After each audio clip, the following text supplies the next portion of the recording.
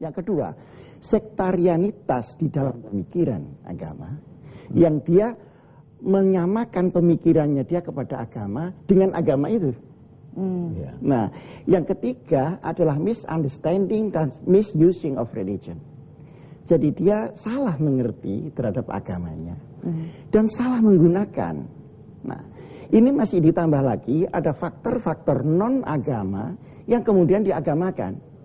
Misalnya politik antara pemerintah, pemberontak, faktor ekonomi, juga faktor ketidakadilan. Nah, ini kita melihatnya harus dipilah-pilah. Sebetulnya ini tumbuh dari fundamentalitas, eksklusivitas, apa pengertian orang terhadap agama yang keliru. Kalau di Indonesia, Pak Hashim? Kalau di Indonesia ini campur. Campur. Akan kita bahas sesaat lagi ya Pak Hashim ya. Kita harus break terlebih dahulu. Nanti dulu. Baiklah.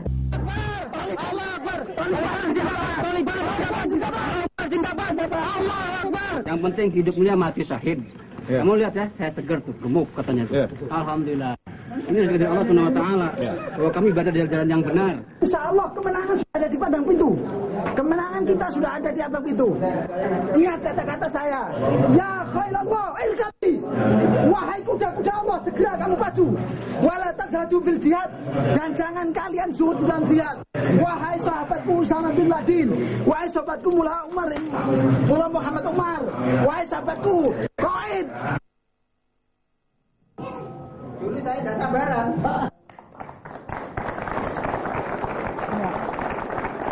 Jadi saya sempat menyimak beberapa kutipan wawancara kami dengan Ali Imron dan juga Imam Samudra. Saya akan ke Pak Quraisy sekali lagi. Pak Quraisy, tadi Pak Hashim kan sempat mengatakan di Indonesia ini campur-campur begitu ya Pak Hashim, bahwa kemudian ada juga penafsiran yang salah gitu terhadap agama. Nah kemudian kalau kita melihat dari wawancara tadi, kutipan wawancara tadi, bagaimana pendapat Bapak? Apakah mereka merasa meyakini bahwa apa yang mereka lakukan itu sudah di jalan yang benar? Nah artinya apakah ini memang salah penafsiran dari pihak mereka atau bagaimana cara melihatnya Pak Quraisy? Saya kira itu kekeliruan dalam penafsiran. Itu tidak dapat disangkal ya.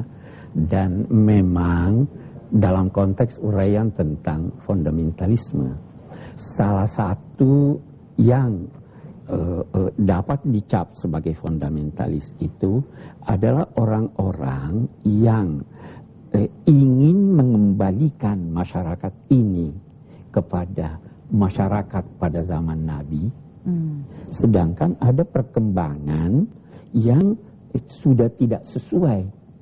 Semuanya dijadikan seperti itu. Jadi dan itu saya kira salah satu sebab Pak Hashim kita melihat bahwa perlunya pembaruan pemikiran.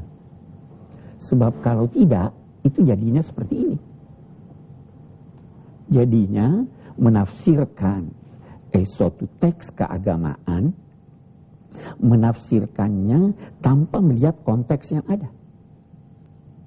Menafsirkan tanpa melihat konteksnya itu pasti akan keliru. Apalagi kalau sudah dikait-kaitkan dengan sorga, dengan neraka, itu hak prerogatif Tuhan.